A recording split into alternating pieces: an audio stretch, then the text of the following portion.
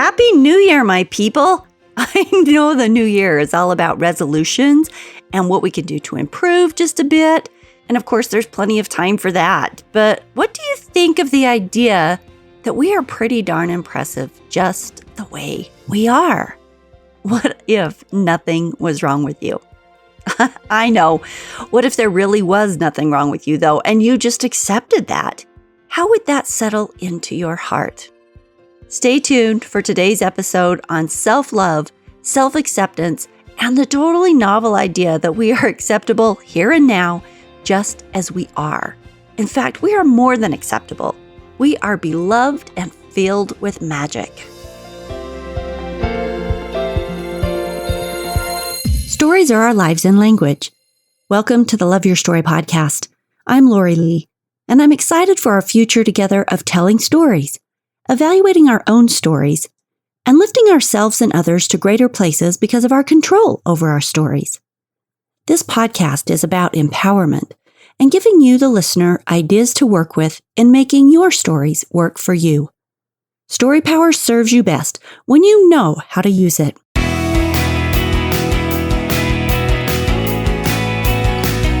Since loving ourselves creates the foundation for loving our story, this topic is ideal for the Love Your Story podcast. So I wanted to pose the question to you, what if there is nothing wrong with you? I first heard this statement from Susan Hankel's TED Talk, part of the How to Be a Better Human series. So I want to start there. Susan Hankel has worked as a psychotherapist for more than 45 years. That means that she has spent decades smiling and nodding and handing over tissues at the appropriate moment, and decades of hearing people tell her about all the things that they think are wrong with themselves, all the things that need to be fixed. Well, I love her story because she says, one day, as I was listening to a patient talk about that whole list of what was wrong with her, she says, right in the middle of this list, I thought, what? There's actually nothing wrong with her. From that moment, she realized there is a surprising power to be found in prompting people to ask themselves, what if there's nothing wrong with me? She says this doesn't mean that we're perfect. For instance, most of us could stand to eat a little better and sit up straighter and be a little nicer here and there. But we can stop spending so much time dwelling on our personal shortcomings and imagining how our life will be better once we finally vanquish everything that's wrong with us. Quote, we create this whole list of what we think is wrong and then create an entire life around it, unquote. In fact, the attributes we think of as problems can be our strengths. Now, Hankel tells this story in her TED Talk that is called, What If There's Nothing Wrong With You? And it's all about building the skill of acceptance. Hankel says this question is about pressing pause on your inner critic and making, quote, a choice to let go of all the ways you've made yourself wrong, unquote. So let's listen to her actually tell a little bit of this story herself. I had the fortune of meeting the most fabulous director of documentaries. And he said to me, when you're not watching movies, what are you doing? So I said, well, I'm writing a book. It's called What If There's Nothing Wrong With You? And he looked at me and he said, I can tell you right now 8 things that are wrong with me. So I said, name one. And he said very defiantly and certainly, I have oppositional defiant disorder. I'm like I couldn't tell, right? So I said to him, what's wrong with that? He said, well, I would always defy my parents and teachers. Well, what's wrong with that? I wouldn't comply with any of the rules at school, and I didn't do anything I was told to do at home. What's wrong with that? He said, well, I was always in a bad temper. I argued with my parents all the time. I never had any friends, and I loved being alone. I said, well, what's wrong with that? And we had several interactions like that. And at some point during the interactions, he said to me, actually, I really like being alone.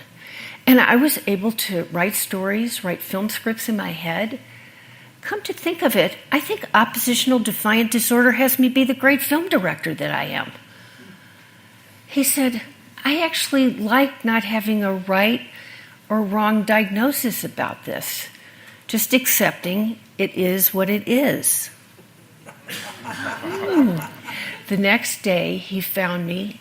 He came up to me and he said, I slept through the night for the first time in years, not having to make myself wrong, decide what I should be doing and shouldn't be doing. He said, I'm going to look at those 7 other things that I was so sure were wrong with me.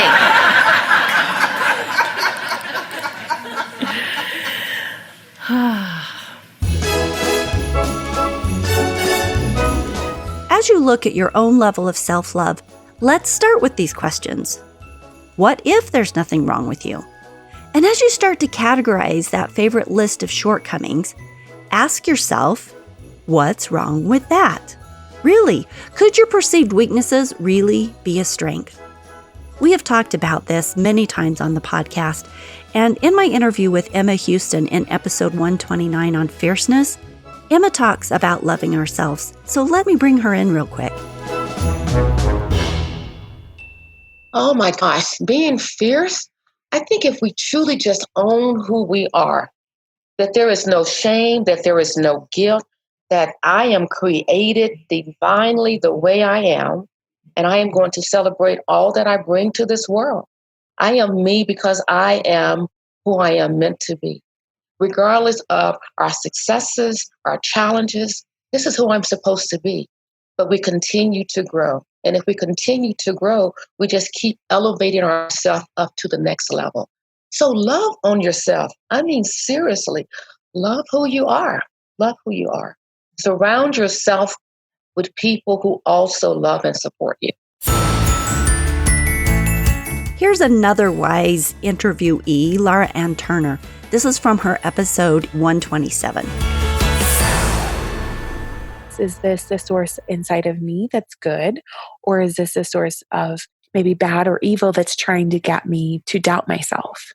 Because we are all warriors and we're here and we have missions. And like you said earlier in the podcast, we all have light. Whether we choose to shine that light or not, we all have light. And I just sometimes think about what the world would be like if we were a little bit more accepting of people choosing to shine their light in the way they want to shine it.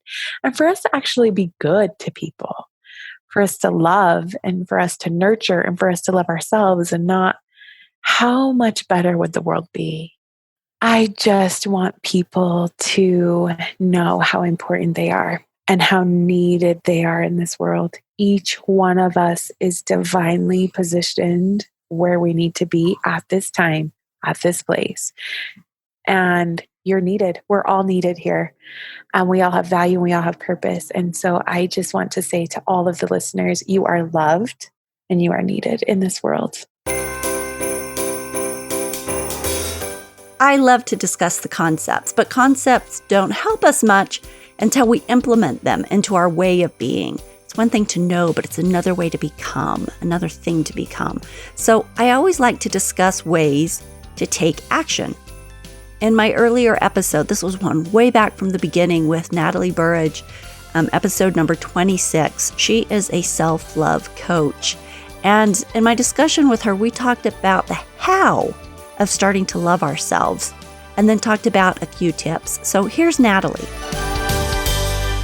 You know, self-love can sound so like nebulous when someone's like, all right, I know I need this. I know that this is going to be like helpful and supportive in my life, but how the heck do I get there? Because most people, when they have that self-love desire go off, they're living in a space of self-doubt and lack of confidence and really struggling with loving themselves. So it's like, how do you go from that space to like confidence and trusting yourself and loving yourself? And what I like to share with people is it begins with just the willingness to make that choice and make that decision, that shift.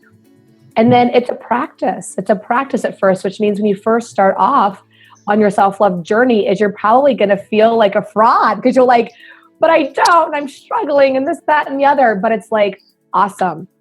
And you'll get there eventually. And so I like to define self-love as, this is something I asked myself about 6 months ago, how can I define it for people so they can begin to practice it? And for me, and what I teach to my clients and my students is it's practicing self-gratitude, self-kindness, and self-forgiveness in every single moment, every single day. And, and I'll share with you why I chose those three things. So kindness, we all understand what kindness is, right? So it's like really being kind to yourself, being your own best friend, being kind in your thoughts, being kind in your actions towards yourself. And of course, forgiveness, that's an important one because you're going to stumble along the way. You're going to forget. You're going to have a day where you feel like crap. You're going to have a day where you've been an expert at beating yourself up. And then you get to the end of the day and you're like, oh my God, I totally forgot. And then that can turn into like a loop of failure, right? So it's so important that you are willing to forgive yourself along this journey and cut yourself a break. And then lastly, self-gratitude, because that's really like the energy that's going to start uplifting you when you really start to go from a space of not believing to believing and knowing that you are a gift and you are a miracle and you do matter. Then gratitude is my favorite practice to get there. So I feel like the combination of those three really get people into space of really self-loving. So knowing it's possible to be the rock star version of you. I consider the rock star version like your best self. So like if that word doesn't resonate with you, like choose another word, like, being the goddess self or being that warrior, whatever word like really lights you up, like knowing that is you, period. I don't care what's happened to you in life. I don't care what chips have been down for you. You are amazing, period. And so it's first recognizing that dream version of yourself that you dream of, you long for, is actually real and it's possible to live.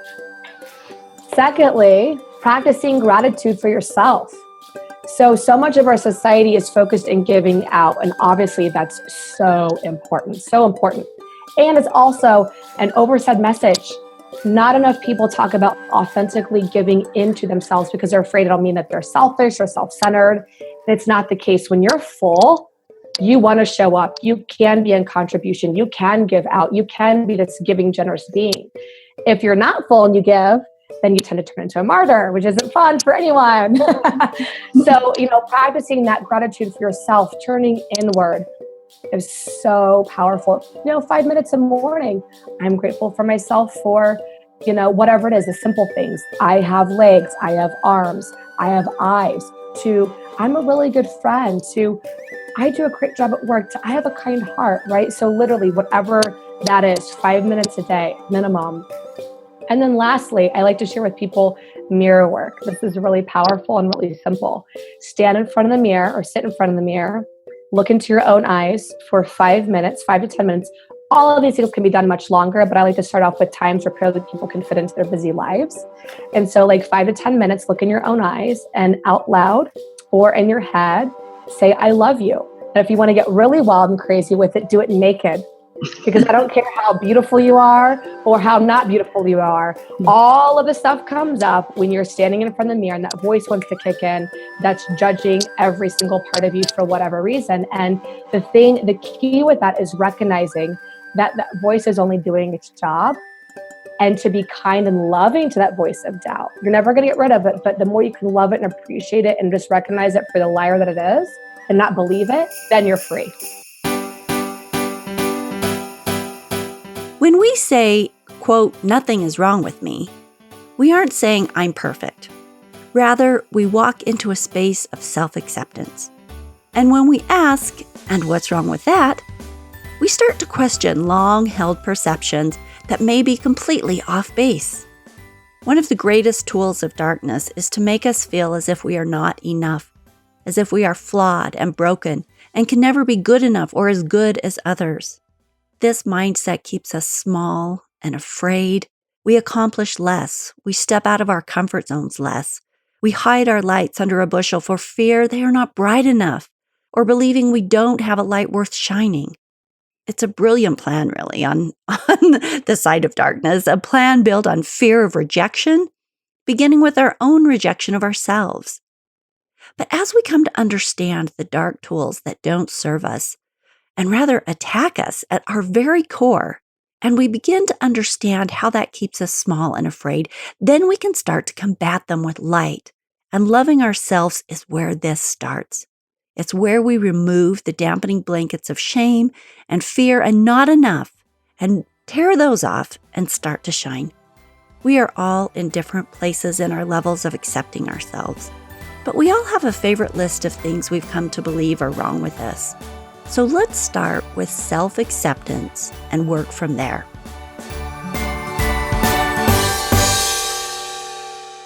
Your challenge this week comes up the next time your inner critic starts to harp on you.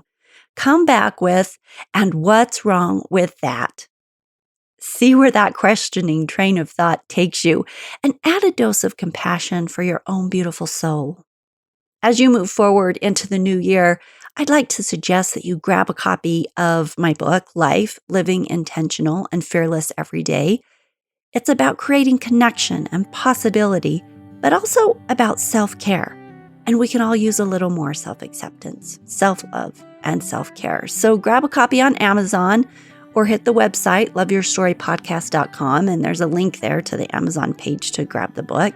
And most of all, Happy New Year, people. Great things lie ahead, and that starts with loving yourself.